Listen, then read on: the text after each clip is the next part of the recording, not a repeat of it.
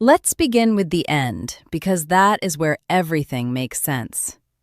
A Tuesday in October, me with a freshly pressed tablecloth held out in front of me as I stood at the formal dining room table set up in the Whitmore estate, and Catherine Whitmore across from it staring at it like she stared most of what I produced, like a woman who had never once had to do anything for herself or figure anything out on her own. And so she'd worked really hard to have an accurate expectation of what right looked like, that kept diminishing my tolerance for things that resembled one, but just barely. "The crease," she said, not pointing, using a tone that implied she thought I knew what it meant, but just couldn't be bothered to correct her. I looked at the tablecloth. If you knew where to look, there was the faintest impression running for about 8 inches down one side where the iron had left an impression from a previous fold. Not a wrinkle.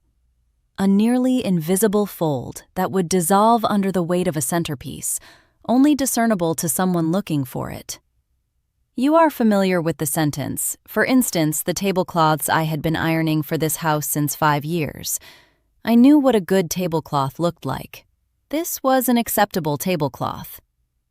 "Redo it," Catherine said. "Please." With the please landing exactly like the please always landed in that house, not as civility, but as punctuation. The period of a closed sentence. She left the room. The clicking heels caused that same noise they always did on the marble, a sound I had become familiar with, wordlessly, like all the sounds you learn to recognize when you spend more hours in a place than your own house. I stood in the dining room with the tablecloth and thought of the folder in my bag, the one I had brought to work with me that morning for the 3rd time, having previously decided both times before that it just weren't quite right. I thought about what was in it. I pondered the 5 years of that noise upon that marble. I laid the tablecloth on the table, creased, and I took my bag, and I went to look for her.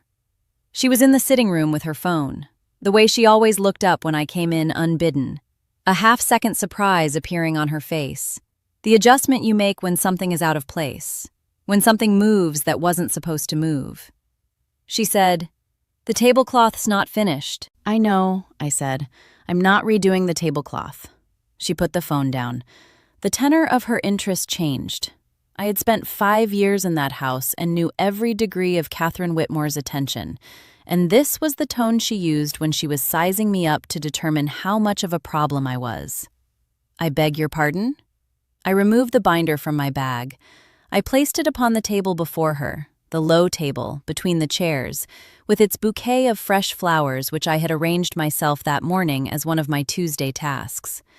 I placed the folder on the table beside the flowers and said, "I quit, and this is something you should read before you answer." She looked at the folder. She looked at me, and I saw something cross her face, something that I had been waiting, quietly, for nearly 2 years to see. Not surprise, exactly. Not really, more specific to someone waiting in anticipation for a knock on the door from a person who at last comes. If you have ever owned a secret, not a shameful one, not an unconsidered dirty one, just a piece of the truth about who you are that someone else decided you should never know, and waited, quietly, working carefully, listening closely, saying nothing until the truth had enough mass behind it to strike like it was born to do. Come with me, because this is that story. Let me take you back, not to that Tuesday. We're coming back to it, I swear, every room of it. Bring you back to the early days, when I was 29 years old and came home from work with a photograph in my pocket and sat down opposite the woman who raised me on her own to say, "Mom, who is this woman? Because she looks just like me."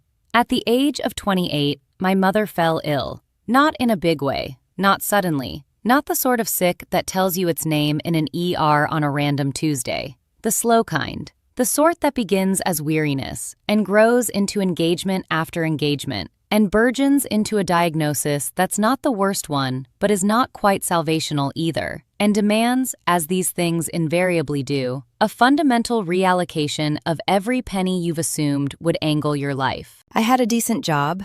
This job is bad.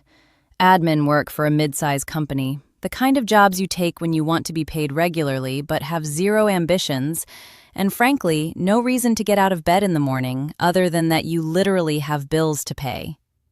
But decent was no longer good enough when my mother began to receive medical bills. I needed to make more. I needed more money. Something that earned better with an hour than the administrative work that generally took up 40 hours a week and left me spent too exhausted to take on anything deserving. One day, a woman I knew, the friend of a friend, someone living nearby, said that there was a family up north looking for household staff. A large property, a good-paying entry-level job with a family that compensated well and paid on time, which you would think was common, but trust me, it's not. The hours fitted around my other job for a few months, while I could see how matters were with my mother. I applied. When I was about to drive through the gates of the Whitmore estate for the first time, I sat in my car just outside of them in the service entrance circle for a minute before getting out. I was brought up in an apartment with one bathroom and windows that looked out into a wall of bricks. I had specific and boots-on-the-ground examples of what money looked like in various forms. I had seen comfortable money and uncomfortable money, and billion-dollar mansions full enough to keep others around it but the one who was pumping it out. I had not seen this type until that morning. But this was the kind of money that had taken generations to sink in under the architecture. The grounds were immaculate in a way that things are immaculate when they have been too long for one generation to relate to them. Pure and clean, dressed in custom fabric. The house itself, houses aren't even the right word for it technically, but that's what they call it, was 4 stories of stone from the last century that had been preserved with a sense of responsibility and purpose by people who knew they were caretakers and not just homeowners. Mrs. Park hired me. She was the house, less a part of the family than as much a part of the home's very construction. She was efficient and not unkind, and the work came forth with the precision of someone who had explained it many times, discovered that precision to be a labor saver, which is why she was precise, to save confusion later. There were rules, there were protocols. These were rooms you went in and out of, though there were also rooms you entered differently, rooms that said just as much about what was essential as they did about your being there to turn the lights on and off, but never really notice how hot the light bulbs got. I understood. Not being noticed is a talent of mine. The family, she said, was undergoing a transition. The family patriarch, Edward Whitmore, had died 6 months prior. His estate was looked after by his children, Catherine the elder, who lived in the big house with her husband Philip, James the younger, who gallivanted around and popped in and out. The boy's mother died years before Edward. The estate was in probate. The household was to carry on as usual and his staff keep well out of sight, trained to be unseen but present. Invisible. I cataloged the word and put it away. As I said, I was good at that. I started on a Monday. At the end of that first week, I knew the geography of a life I had never imagined being in. Not with envy exactly, but as though walking around a place you are learning to read, like one must if they want to stay there. I learned which floors creaked. It was told to me that Catherine would take her coffee each morning at 8:15 and could not be disturbed until it was done. Philip, I realized, was half there and half not, a man who filled rooms without occupying them entire. It turned out James was louder than all of us put together and ignored all of us, which I realized also counted as etiquette. 3 months into my tenure, I was dusting the storage room on the 3rd floor, a study not on my assignment list until this day, one Mrs. Park sent me to because someone was coming to appraise the furniture and it had to look immaculate. There were boxes. The old ones, the sort of boxes that start piling up in homes, generations back, not rubbish, not real treasure either, just lives lived, and only half sorted at a neutral yet slightly cold distance. I was not literally supposed to open them. Dust was supposed to have settled around them. One of them had opened at the corner, and on the very top of that visible stuff, as if someone had rifled through the box and closed it, then thought better of themselves, was a picture. I picked it up because it was in the way and put it down because putting things down when they're on your path is what you do. And I examined it because it was a picture of a human being, and people look at pictures of human beings. And I stopped. The picture was of her as a baby, maybe the early 20s. The late 20s has that quality. The quality of a face not yet become what it will be, but still becoming. She was in a garden somewhere, not this garden, another one, smaller, more informal, the sort of thing that happened naturally instead of being worked at. She was side-eyeing the camera and laughing at something. Dark hair, the way the light would catch her cheekbones a certain way, a jawline I had spent my entire life staring at in mirrors. There I was in the storage room with a half-opened box and this photograph in my hands, doing what you do when your face shows up somewhere it shouldn't, looking twice. I held it further from me, then closer. I angled it toward the light coming in through the window. I studied the details, not her smile, not the garden, merely the algebra of her face, its topographical givens, the distance between the eyes, specific architectural details of the nose, the chin. This woman was not me. She is too young to be me, but the photo itself is too old, at the edges, a little faded, its color of a quality belonging to an era preceding digital technology and everything that comes with screen definition. If still alive, she was 20 years older than the picture, maybe more. I thought of my mother's face, which I know better than anything else in the world. This is not that face of my mother. My mother's face is softer, rounder, a whole other sort of. People said that my face did not really resemble that of my mother. You get it from your father's side, probably nothing. In the way people say something that is most likely garbage. My mom would smirk and transition to another topic. I had been taught for 29 years to see that smile as just who she was about things. Saturday came. I drove to her apartment. She was up and sitting at the kitchen table with her tea, the me I loved most, who made all of this feel just normal. I sat down across from her. I placed the photograph on the table. She looked at it.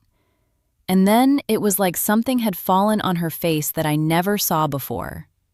Not shock. Shock moves fast, strikes, and then dissipates. This was older. This was a prayer from someone who squares down and sees something they carried for 30 years and then do their damnedest not to look at. "Mom," I said, "who is this woman? Because she is a .d.o.r.a.b.l.e."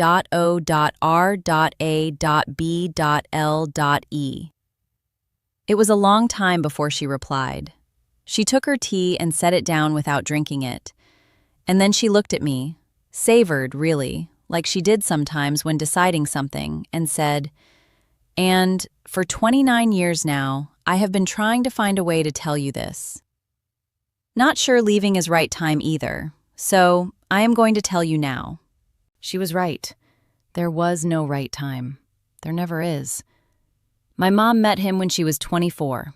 She was doing a catering gig, the job she had throughout those years, bouncing from event to event, the unseen labor of people who get others into spaces where joy is an expectation.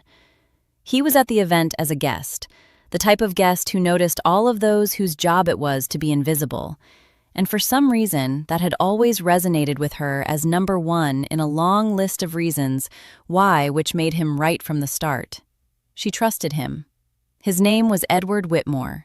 She was encountering him for the first time. The name, the family, the house. He was a guy at an event who noticed her and addressed her like a human being but made her laugh. And she was 24 years old, so that would be starting point enough. This went on for months. She was not innocent. She knew he belonged to another world, her life an entire couple of worlds away. Yet he did not mistreat her. That mattered. She held on to that. The minute she was told she was pregnant, she told him. She never told me the words they exchanged during that initial conversation, and I've never demanded that language from her, because those are her words. That freight is hers. And whatever they were, they led to what followed. 2 more conversations, and then silence. A arrive like silence arrives when a person from another world decides what their world can hold and what it cannot. He did not cruelly sever ties with her. He was not cruel, she said. He was not cold. He was a man with something to defend, who made the calculation that virtually every man in his situation in those days did, and may still do. And it went out like those calculations almost always go. The world he occupied finished first. He gave her money. Not an arrangement, not a paper, just money, in cash, delivered discreetly when he knew that she wasn't the sort to write something like that down, but also not the sort of man to leave a trusted woman high and dry. And then the silence was forever. She raised me alone. She told everyone that my father wasn't the type to stick around, which was true enough. She did not tell me his name. She did not reveal his family to me. At some point in those early years, she had made a choice that knowing would not be helpful to me. To have the father who had chosen out of my life was more painful with a face attached than without, and that she could love both us enough for me to not feel absence as absence, if only she filled it well enough. She had done that. I say it outright. She had so completely done that, I had never so much as felt something missing, not ever. My mother's love is not something to be gained at the expense of something else. It is its own whole thing. But looking at the photograph on her table between us on a Saturday afternoon, I suddenly comprehended for the first time that the wholeness of what she had given me also came with a price tag, which she has paid every day, uncomplainingly and chin up, in the way women do when they decide what they possess is enough, and then through relentless rolling up of sleeves, make it so. I said, "Did he know about me?" She said yes. She had told him about her pregnancy, and he'd understood that she meant to keep the kid. He had never even requested to have a part in the life of his child, and she had never offered, because offering felt like death if he said no. But neither had bridged the silence, and into that silence had settled the unshakable. I said, "Did you know he died?" She said she had read the obituary. She had considered connecting, not for money nor practicality, simply to tell him that she still roamed the earth, some living part of him carrying on in the world, if that mattered at all to anyone. And then she decided not to, when deciding not to had been her MO for 3 decades, and old habits stick around longer than new ones. She did not know that I had been cleaning his family's home. She went very still at those words, as we sat at her kitchen table with the photograph between us. And then, in a voice that was barely above a whisper, she said, "You should quit that job." I told you that I'm not quitting that job. She kept looking at me for a while. My mother knows me. She has always known me. And I believe that in that one glance across the table was reading every single word I meant to say, even if it hadn't been said yet. "Be careful," she said. "They are not ordinary people." "I know," I said. "For the last 3 months, I have been cleaning their house. These types of people, I know exactly. Besides the photograph and my mother's story, it was a weight of information that could turn everything upside down about the world you walked around in. That night, I made a choice that I have not regretted one time. I was not going to walk away. I was going to say nothing and just deal with it. And I wasn't. So going to rush. I was going to fit every piece together in chronological order. I was going to be certain. And then I was going to allow the truth into the room that it belonged in. On Monday morning, you returned to work. I buffed their silver and I scrubbed their floors, and I said hello to Catherine Whitmore in the hall. But she looked through me as she always did. As well, my face was the same as it had always been. Long ago, I learned how to keep a straight face. I should explain the stay decision, because I think that's the least understood part of this story when I tell it. The most frequent question I get, more than any question about the DNA or the law or the money, is some variation of, "How did you do it? How did you go back in there day after day, knowing what you knew, and not say anything? And the answer is that I had trained my whole life, not knowing it at the time, for only this discipline. If you grow up the way I grew up, not poor, not working class in any overt sense, unless I learned to perform that for those around me as a professional child who was better at playing family than living it, but by my knowledge of comparison to those closer to me and knowing how far we were behind, and having translate daily struggle into the systematic performance of non-struggle at home as tied from inheritance, you learn a certain skill, the most important skill: holding information in your face that your face does not show. The skill of inhabiting a space but having one foot in some other realm. The skill of waiting for on things my entire life.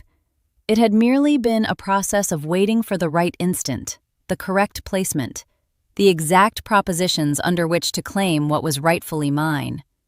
Waiting had not always been fruitful, but this was different. What I was waiting for this time was not some opportunity controlled by another, a thing I was constructing, bit by bit, in the anonymity of my own creation. 2 weeks after my mother confessed over the kitchen table, I ordered the DNA test. The same way I was ordering in those months, with care, surreptitiously from a device I only used for that task, via an aquarium-grade service whose documentation would protect my ass in any jurisdiction but one, the kind that renders some paper you can take into court rather than belongs to an ancestry database. I paid for the most in-depth analysis. I even paid for the rushed results. So I took a cotton swab and scraped the inside of my cheek at midnight over my kitchen table, sealed the tube, and posted it away. Then went back to work the next morning to iron Catherine Whitmore's curtains. The waiting was not passive. Let me clarify that. Other things that I was doing in the meantime while waiting for the results, I was doing the reading, articles and legal summaries, whatever parts of estate law are publicly available in this state, the kind of things that people read when they want to know what a landscape looks like before they step into it officially. I was learning about an inheritance claim for what it looked like, needed and could not do without. I was building a library. You've built the same thing your entire life, a library of knowledge regarding a situation, quietly accumulated but not brought out until necessary. And I was watching. Because if you listened well, the house was a history lesson on the family that lived in it. Families reveal themselves in the plot they notice you are noticing, but is just missing your attention. Which conversations stop when you walk into the room? I had learned early enough which rooms and which conversations those were, and what that said about the geography of what got spoken and held. It was the papers strewn on desks that I wasn't meant to see and saw because I moved in the same space, and I am a fast reader with eagle eyes. Catherine rarely mentioned her father, but when she did, there was a quality I could not at once put a name to, something like grief and other, something that had an edge to it. A what I would not know the nature of for nearly another 2 years. Instead, I'm going to pause the story here at the conclusion of Act 5 and ask you the same question I always do, because these are stories that those who find them have their own. Let me know where you are watching from, and answer me this. If you had to hear what I heard, working that house, knowing who they were, and knowing yourself, would you have done the same? Or would you have just walked away and managed it from afar? I have met people who say to me that they would have left immediately. I have come to know people that say they would do the same thing as I did. I've never met somebody whose answer shocked me, for I feel the way an individual chooses tells a quite exact story about their upbringing in fighting for themselves. There is no wrong answer. Tell me below. I stayed. I stayed because it felt like if I left, the silence would win, yet another time. But that night in my kitchen, with the photo spread across the table, I had resolved to stop allowing silence to prevail. Now you need to know the years I spent in that house to know why Tuesday morning felt the way it did, so allow me 5 minutes. Catherine Whitmore was not an operatic villain. She had been something more mundane and thus more lasting. The woman brought up in the firm belief that the world was divided into commodities, That is, people who counted and people who just worked, and one whose reasons for revision of that arrangement were limited. She wasn't malicious with me on purpose. She was not so exact as that. She was indifferent in the practiced way of those for whom indifference to specific classes of person had become normal before they left the womb. I was in the category. My whole life I was a part of the category. The category did not change, without for a moment, in 5 years, ever asking if that was how I liked to be called. Requests were couched in the sartorial voice of someone who has never had to consider whether anything requested would be granted, so they held the feel of statements. Her one apology, in 5 years, was for spilling coffee on a table I had just wiped down. The move toward saying sorry resembled someone, rather annoyedly, correcting herself that she had to wipe it up off the surface she'd just stained instead of me. I noted it and moved on. And James was much easier, and worse in some ways. Easier because he was no longer interested. Not in me, not in the house, not really in anything that didn't have to do with James. He was louder and less careful than her. He measured life in the amount of air he took up as much as his sister somehow, a full person filling rooms entirely before disappearing and not looking back. For 2 years, she used "hey" to refer to me, and eventually then my name, when he wanted something lifted. He wasn't callous in the impression that Catherine made, just distant, like so many people who never need to show up. Philip, the wretched Catherine's husband, the only one of the 3 who'd ever been remotely at ease with me, which, after a while, I realized was because he also had long since left behind his native station in return for marrying into that family, and then having to be careful and polite toward indoor help types like me. So Philip was drawn quiet, as properly bred Whitmores rarely were. He was polite to me in the limited manner of a man who has learned over the years that pleasant is base level, and never been prompted to raise it any further. I had no feelings about him, one way or the other. It was how he'd been wallpapered in that house, there but never really the point and as patterned. As for the little things, there we have it, the accumulation of them. 5 years of little things I had soaked up and tucked away, for the alternative was carrying them home, and early on, I chose less. Catherine once casually told Philip in a kitchen conversation that their staffers were the infrastructure. The time I broke a vase, not me, but a delivery person, and Catherine's default assumption, in the half-second before she thought to ask, was so obviously that I had broken it that I saw her construct the alternate theory on her face in real time. The Christmas that the household staff were given treats, a box of chocolates and a card with Catherine's name on it, signed in her own hand, except my card, which had been left with its "to" line blank to be corrected later. I noted all of it.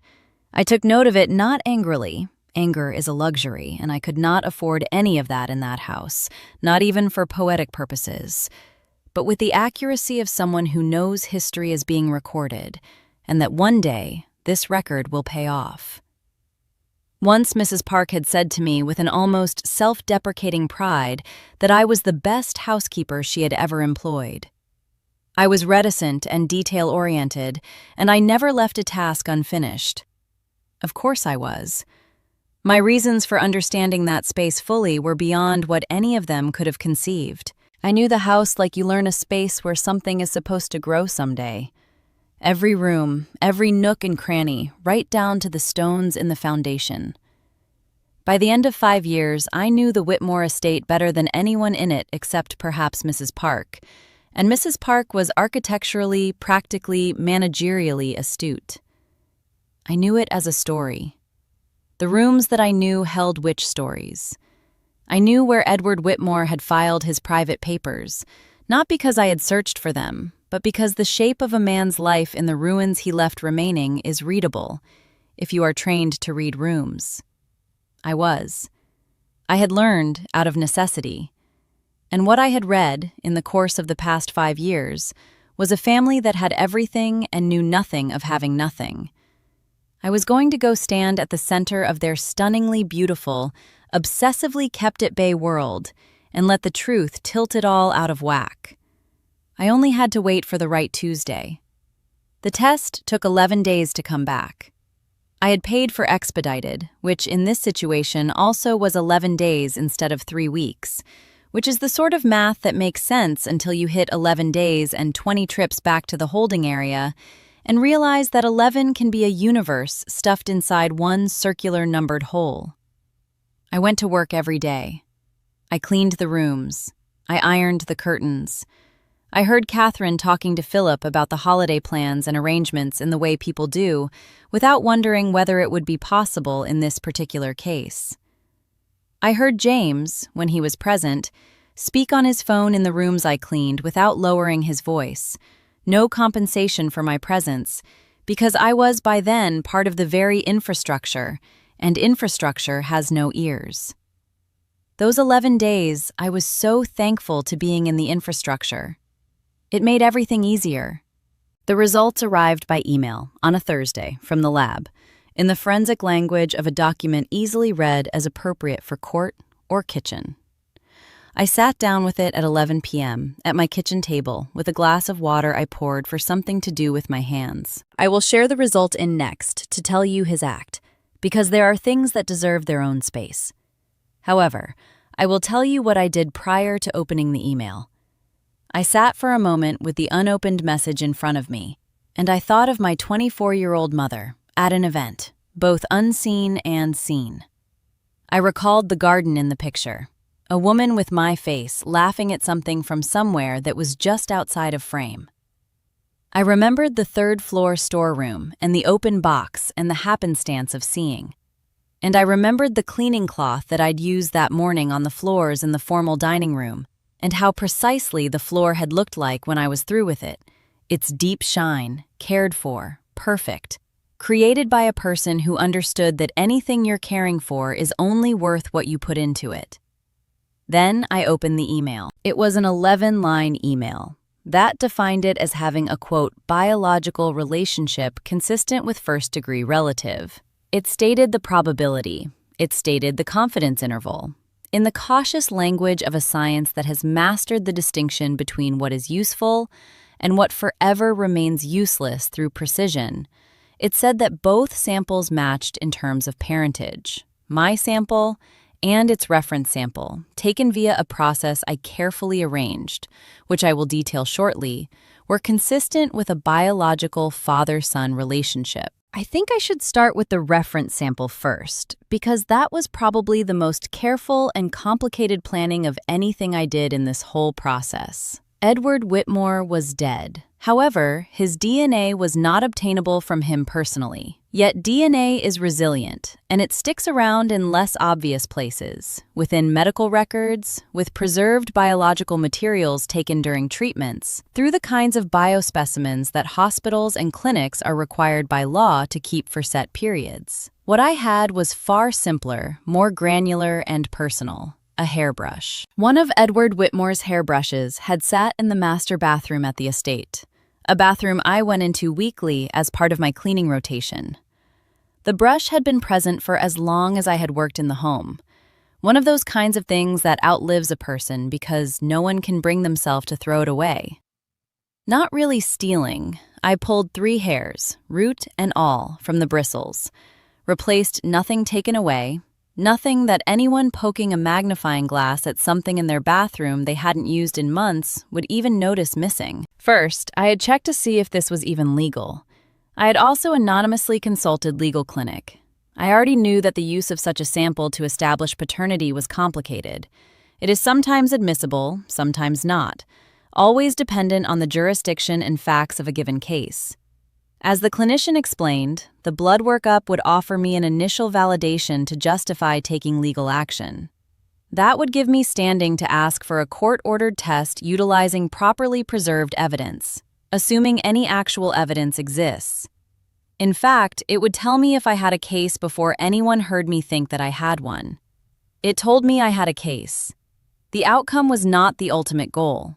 The key that unlocked the endpoint. Sitting at my kitchen table with the result in front of me on my computer screen, I experienced an emotion that I have tried a handful of times to write about and have never quite been able to get right. This was not triumph. Triumph is loud, and this was muted. not relief.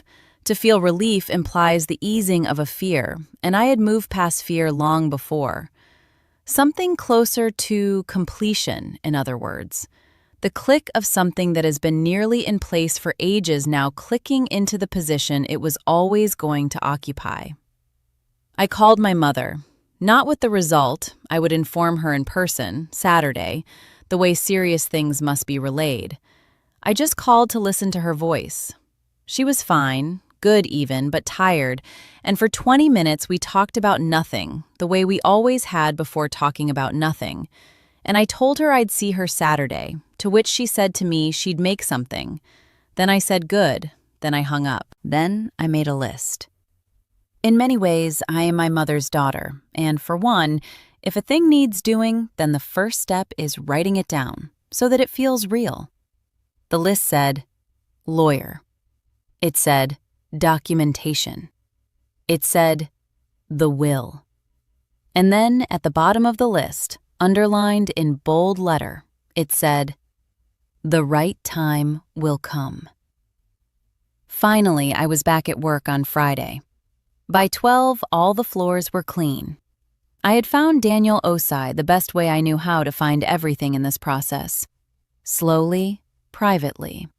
A longer route than the shortcut would offer me, but one that created something grounded enough for me to step onto. I wasn't seeking the most aggressive attorney, someone who would go for me right off the bat, or someone who counted success in how much I hurt was not what I had hoped for. I was hoping to find someone who familiar with estate law, the way another person would become acquainted by reading fine print over and over, until he discovers where the fine print conceals relevant details. Daniel had been working in estate and inheritance work for 18 years. He was as methodical as a person who has sat for almost 2 decades reading wills, which, in my first conversation with him, felt less like a personality and more like a professional discipline. The steadiness of a surgeon's hand isn't genetic, it's how they practice. Without interrupting, he listened to the entire circumstance. He asked 4 questions in this order when I completed the DNA documentation: employment history, reference sample, and whether I had any else to prove a previous relationship between my mother to the deceased. I said yes to all 4. He was quiet for a moment, and then he was like, I have to see the will. He acquired the will, a public document in probate, within 48 hours. That Thursday night, he rang me and said I needed to come in. Your whole voice had that cat that swallowed the canary voice that comes when one has turned over some stone they thought they would and must decide how to say it without ever getting the facts. I was in his office and he put a piece of paper with 1 page in front of me. This was from outside the central part of the will. An addendum, a separate document bound to the will but produced by an attorney not connected with the family estate lawyers.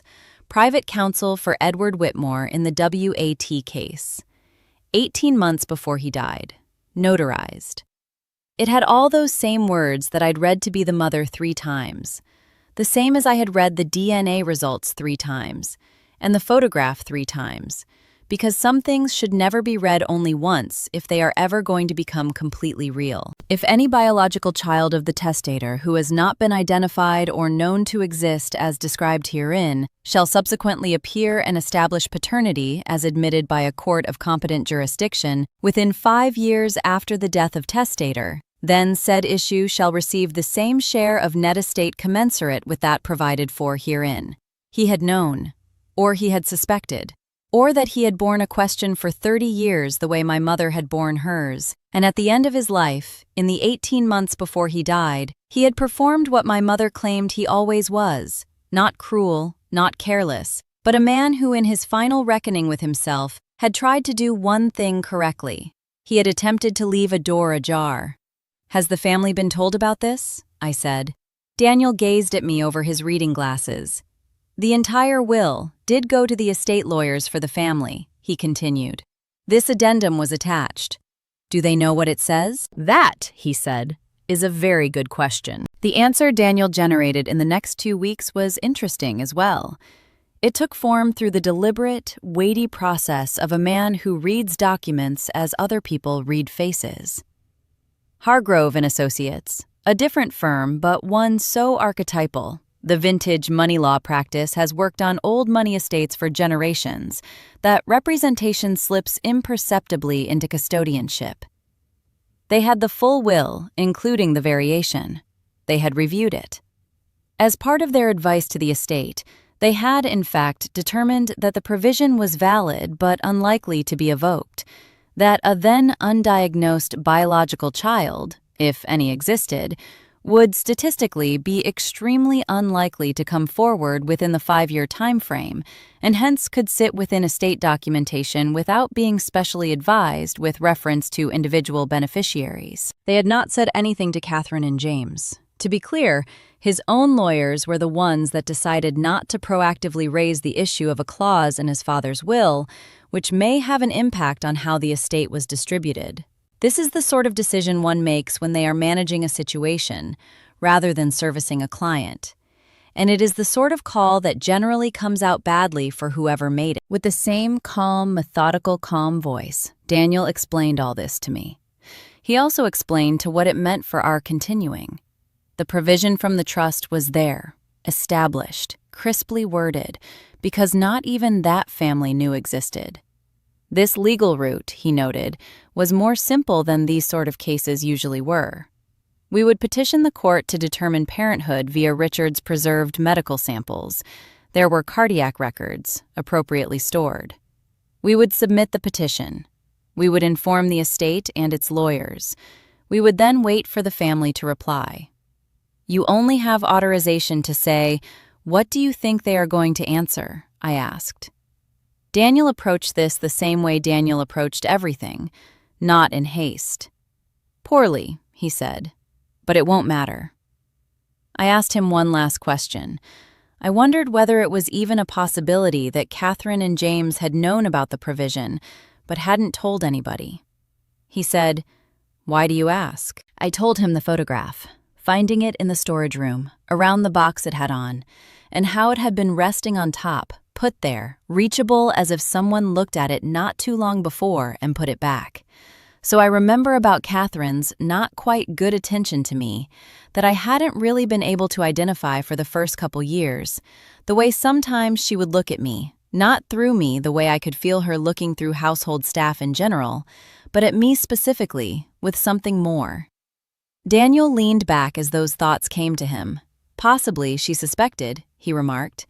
And if she thought, there were 2 options: submitting you to preclude at the spot or continue you in it where she can see. Which did she do? I reflected on the 5 years. The way I was always renewed at the end of every contract cycle. The small raises.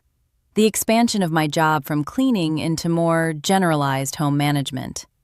The way Mrs. Park had once said, as an aside, that Catherine had already signed off on my remaining employed after the previous review. "She kept me close," I said. "Then she suspected," Daniel said. "And she thought that containing you to the house, where she could see and control you and employ your services, was safer than allowing you outside it to go do whatever things that might be out of her sight." I let that sit for a moment. 5 years. The tablecloths, the forks, the spoons, and still not a please, more of an and. All of it, the entire edifice of it, the labor and the invisibility, and the niggling away at years of a life bent to sustain someone else. And she had been watching me all along, not knowing, not certain, but watching. "Does that change anything?" I asked. "It changes the story," said Daniel. "It doesn't change the law. The DNA is the DNA, the provision is the provision, and is a footnote to her suspicion, if any such thing exists." He paused. "But it may be useful to know for yourself, for my own purposes." I thought about Tuesday mornings. I wondered what knowing in that space would shrink my stance to. I considered whether I wanted to be the person who, while also knowing Catherine had spent 5 years observing me from the other side of it. Yes, I decided. I wanted to know that. Understanding all the different layers to be it. Before I changed the room, I wanted to know precisely what the room was that stood around me. I spent a week testing the idea. I did not want to react. I was aware my behavior would have to remain unchanged, indicating something in me or her had changed. Yet I was watching her in the same way she had been watching me, which meant now I was finally watching with her data. And for the first time in 5 years, we were finally eye to eye, even though neither of us knew it yet. And then, once I looked for it, an instant later it was right in front of me, the one I hadn't been able to name.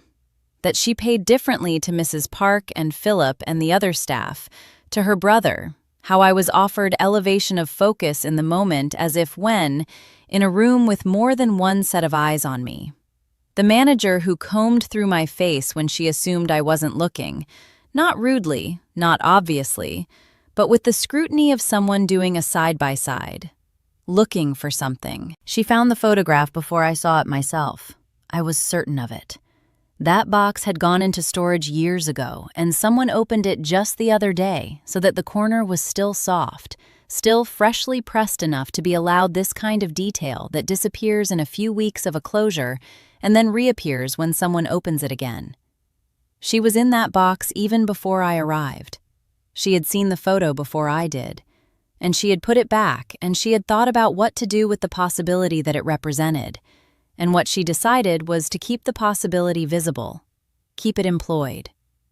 Should have stuck to ironing tablecloths and polishing silverware inside the house where it could be supervised and controlled. She was not an evil person. I want to be as fair with her as I have tried to be, if not always succeeded, with everyone in this story.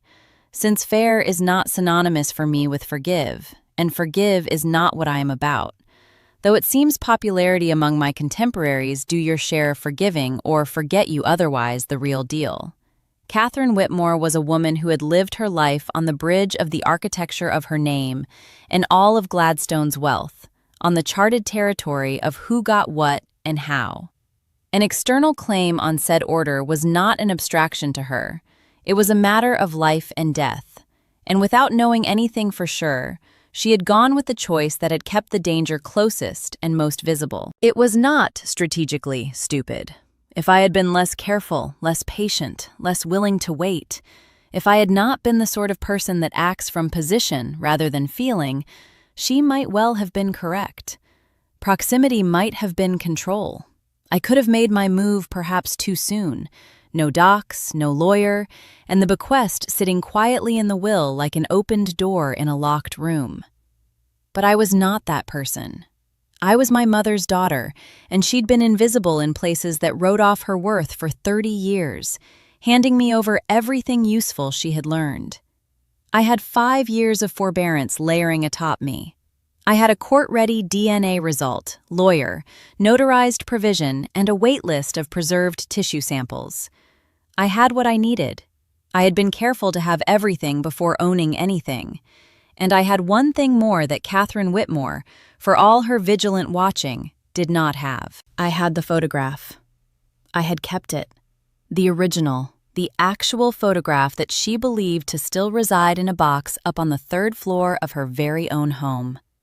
I pulled out the one I had stolen the day I found it and exchanged it for a copy I'd printed at a pharmacy just down the road that night, so close no one checking in with box would know the difference. The folder contains an original. The folder was in my bag. The bag had occupied space in the Whitmore Estate hallway where Mrs. Park had designated my hook on day 1. And it was nearly Tuesday.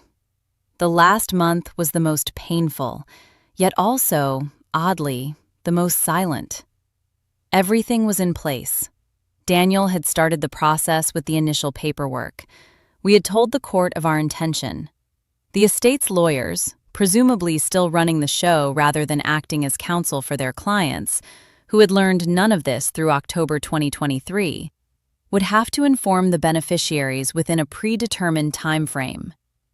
Time was ticking away, but it was legal time, slow and measured. Universal human clock where everyone had enough rope to decide. I knew that the notification was on its way. I knew it was only a matter of time before Catherine and James learned, via their lawyers, that someone had filed what is called an opposition petition against the estate based on being an undisclosed possible heir. When that notification arrived, everything was going to change. The house, my place in it, the nature of silence shared between Catherine and me. I realized from the moment I was served that this job was even more stupid and absurd than my previous comical employment. But it was specifically the moment I had been wanting to already leave. So I was waiting to leave one right time. A moment of my choosing. A moment on my terms.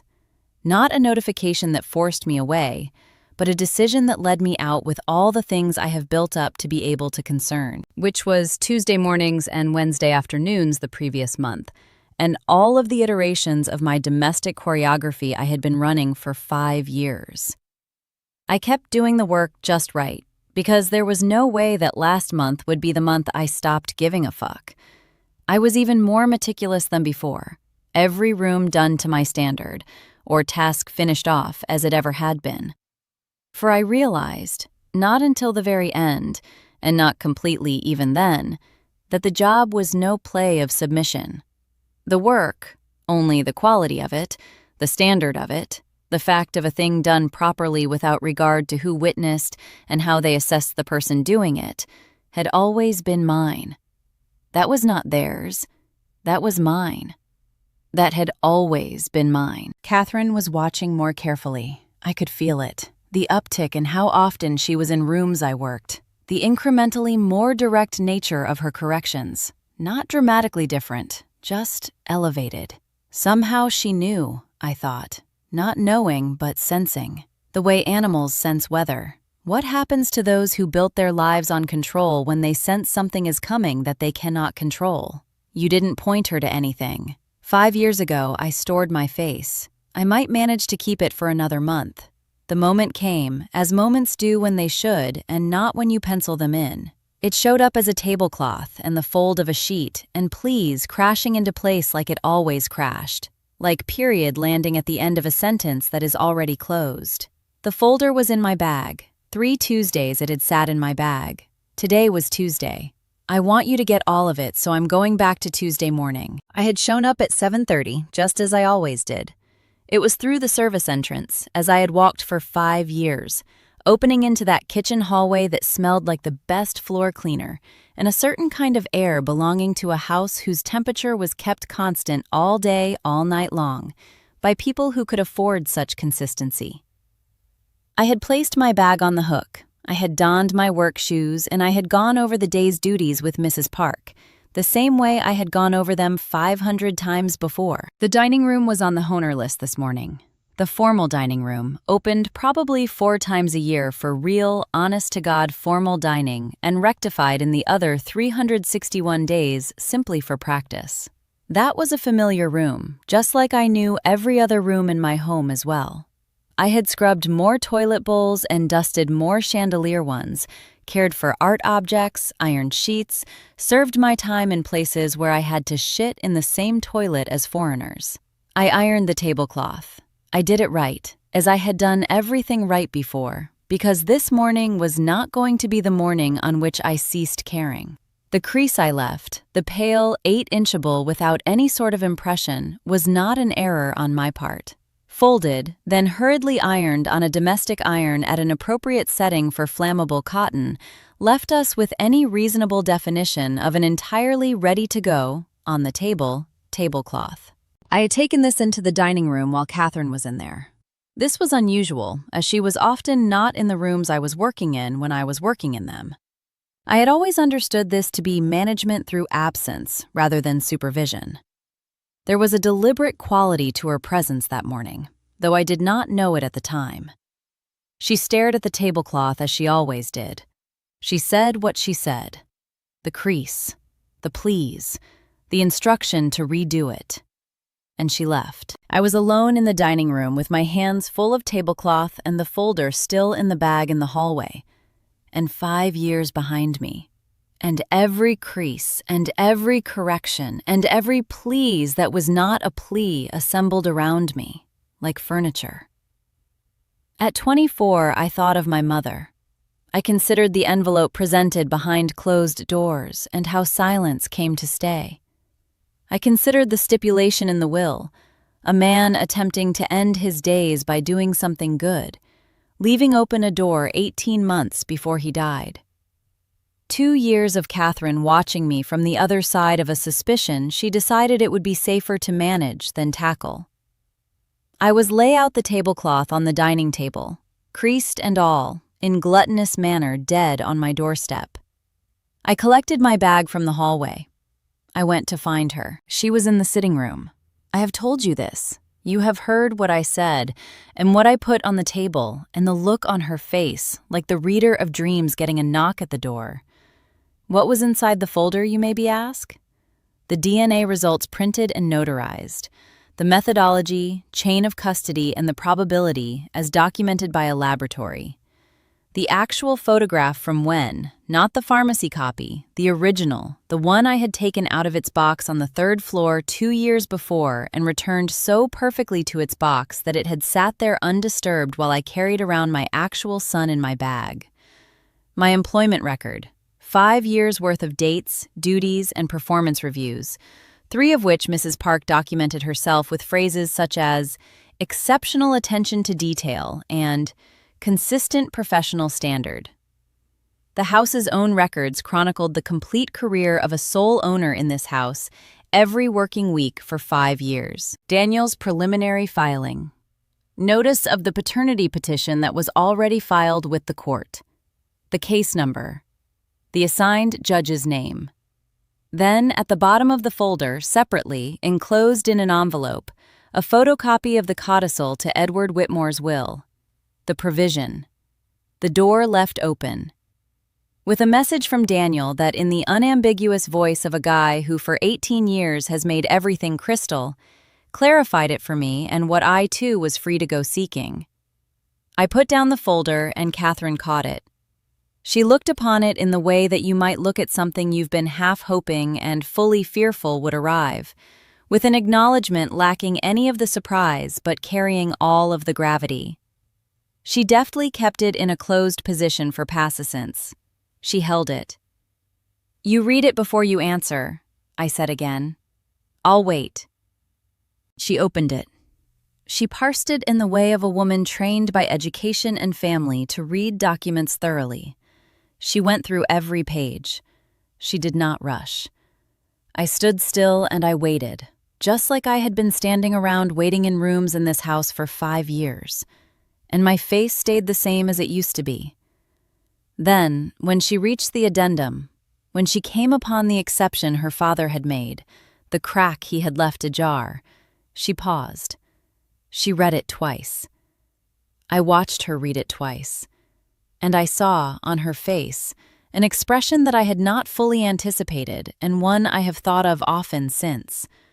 Not anger, not even humiliation, not the look of one caught. Something more intimate than any of those things.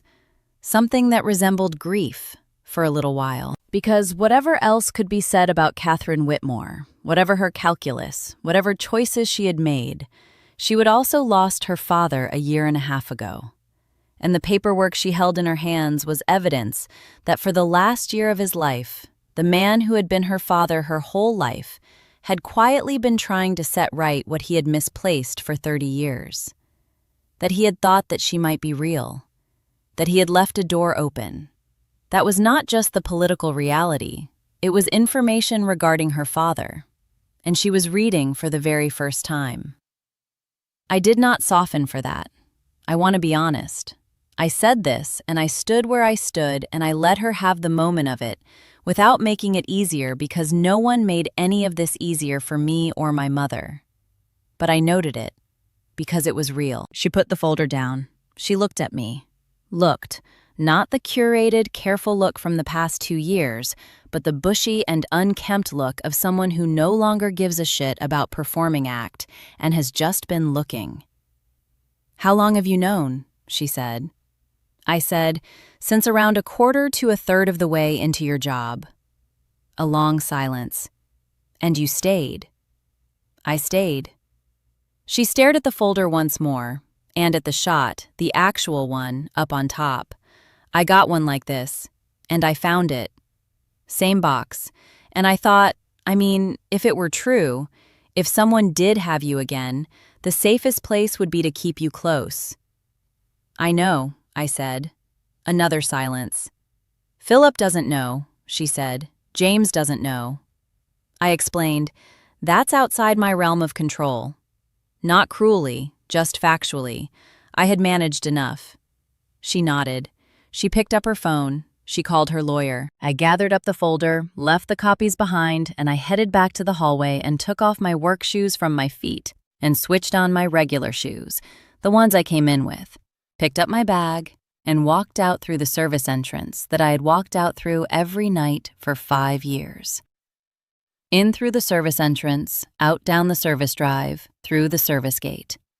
It was the last time. And it was as if I stepped out of a place I could always walk into, but never stay. And I thought, no more. I was already staying. Somewhere else, as someone else, as exactly who I knew me to be all along. I drove home. I want to tell you about that 22-minute drive, because never have I felt 22 minutes so entirely. The particular air in a car when you are the only one there and something massive has just occurred. The silence that is not vacío, but completo, stuffed with everything that led to the moment you just departed from. Everything's still coming. I called Daniel from the car. Catherine's lawyer called, he said. The first was, as he had predicted, even, a weak tone, he said. But as he also predicted, it was immaterial. It was a clause in the will. The DNA was documented. The petition was filed. The law was the law. I called my mother next. The way she picked up on the first ring. I said, "It's done. I left." She said, "Good." That word. The same word. At least when her voice, over the phone or across a distance, to somehow listen to me through my pen and pencil and love and rage, said, my one syllable.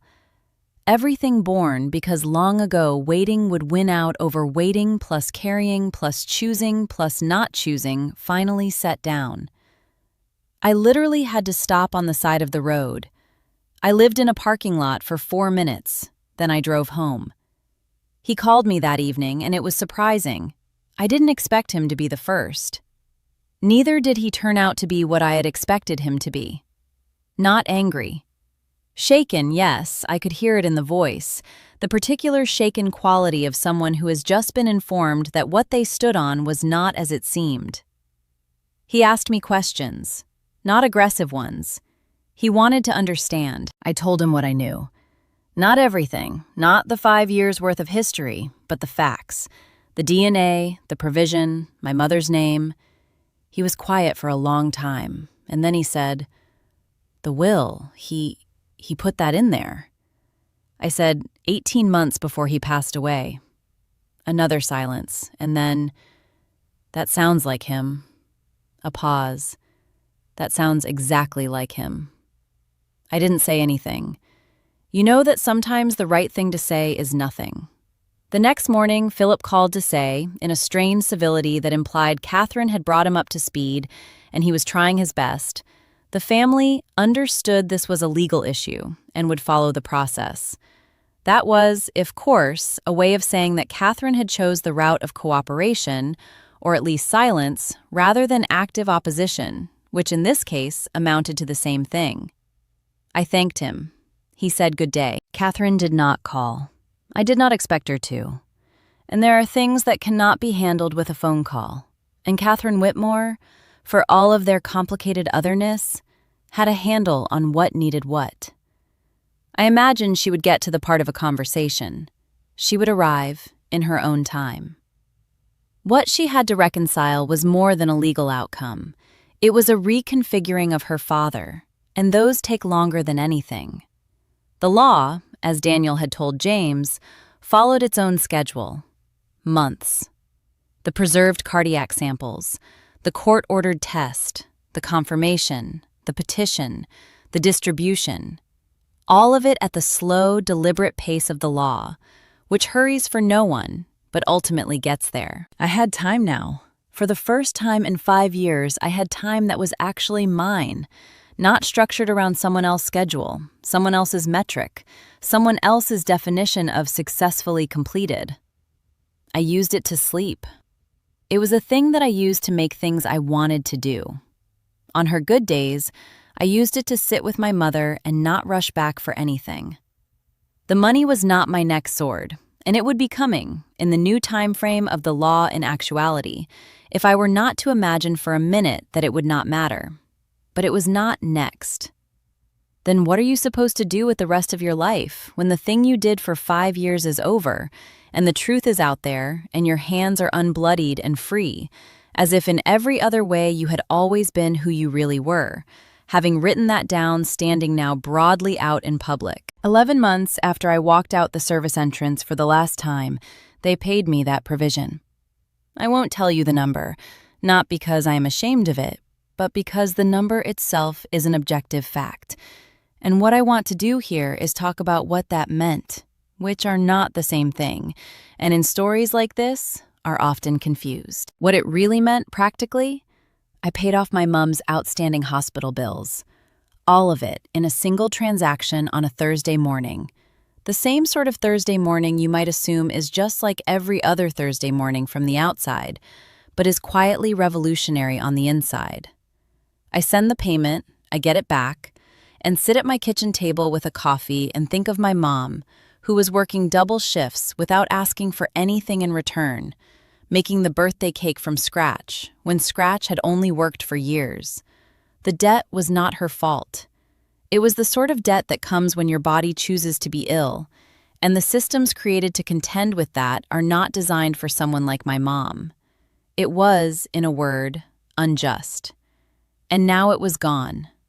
That was the first thing. The second thing was a house. My mom's a house.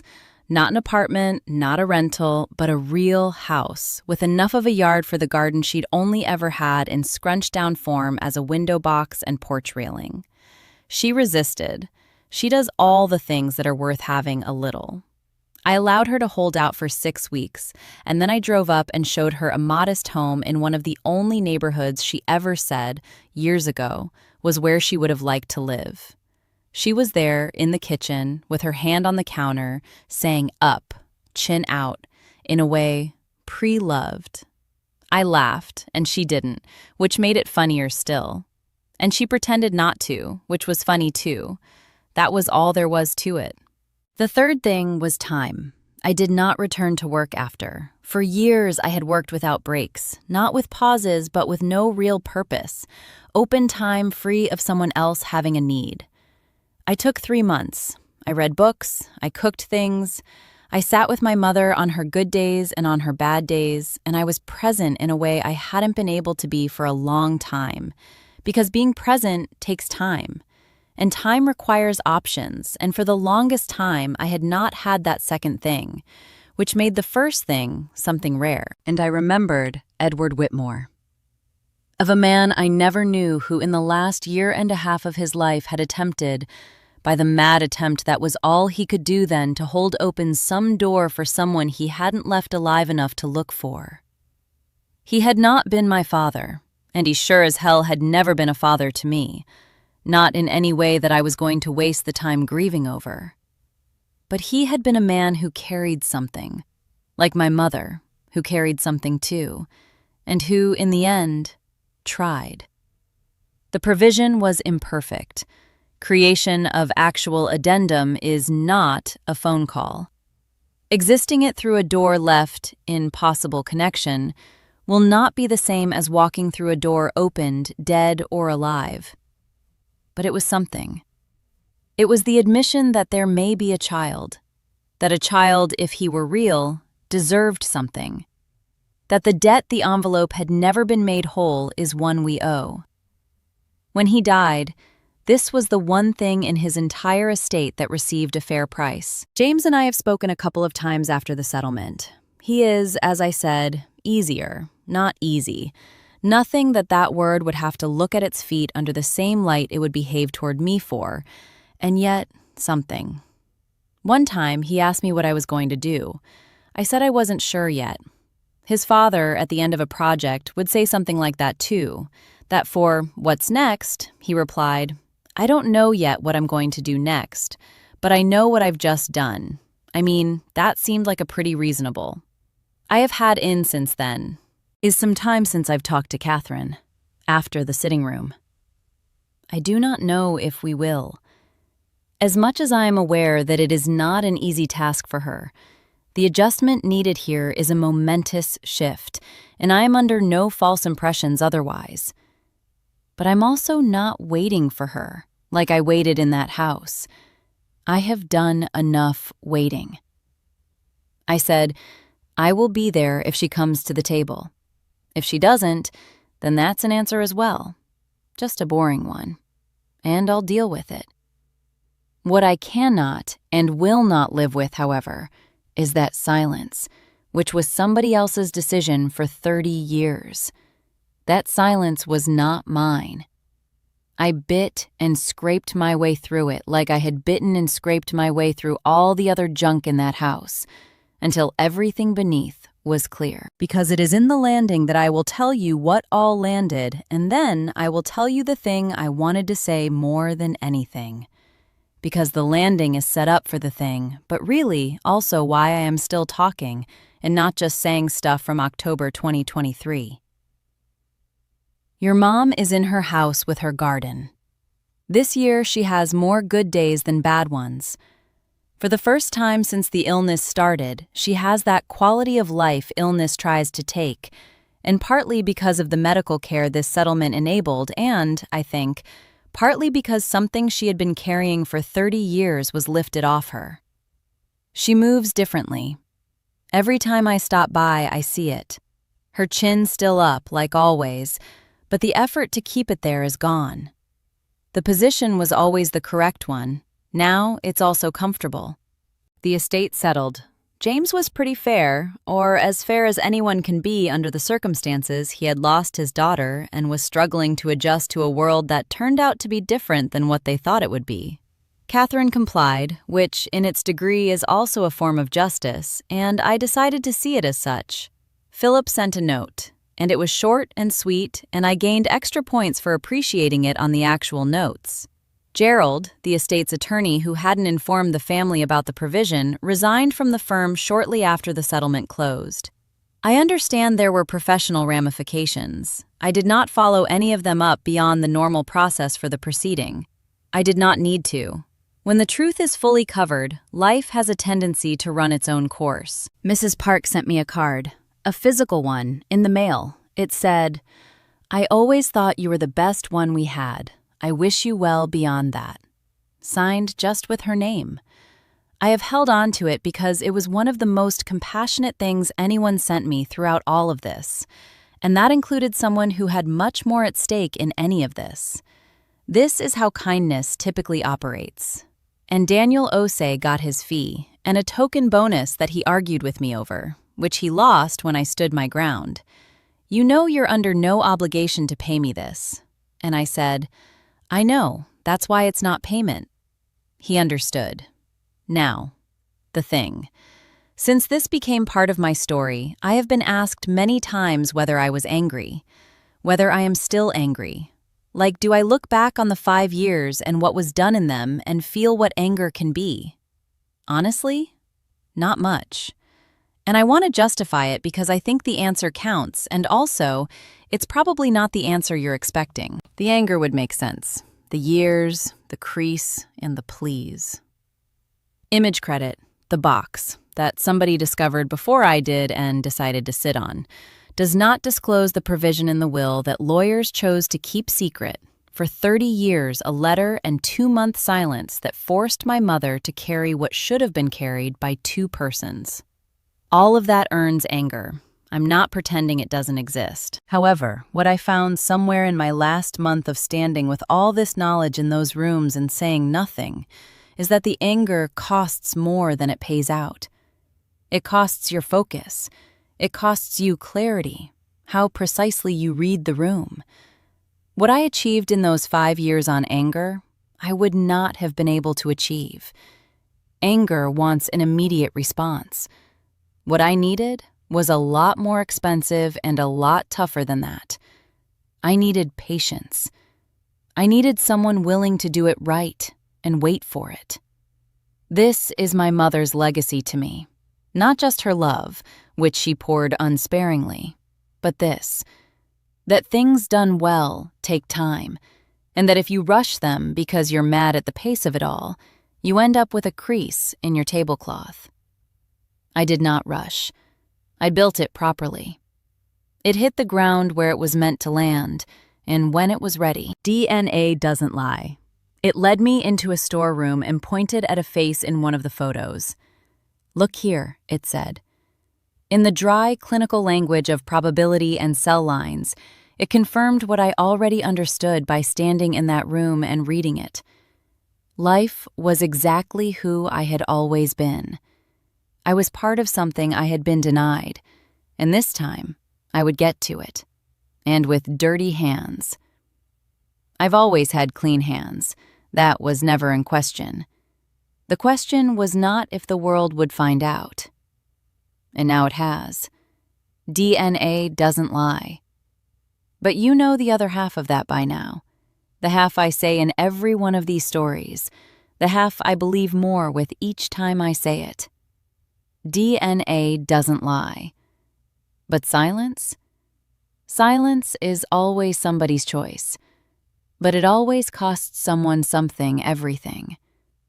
This time, someone else paid. And this time, I was the someone else. And I claimed my prize eagerly. If you are sitting somewhere with a truth about yourself, adjusted, contained, and concealed by the choice of another person, take 2 modest steps.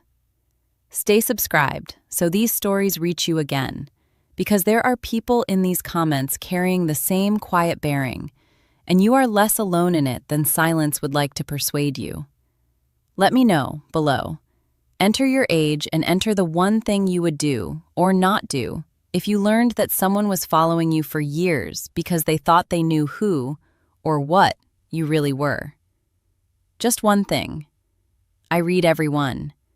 And next week, a woman who submitted DNA to a genealogy project at her university, as one does, and didn't think a thing about it until 8 months later, an email arrived from a law firm in another state saying that her sample had matched the will of an industrialist who died years before she even thought to submit.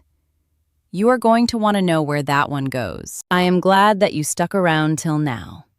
Keep your hands clean and take care of yourself.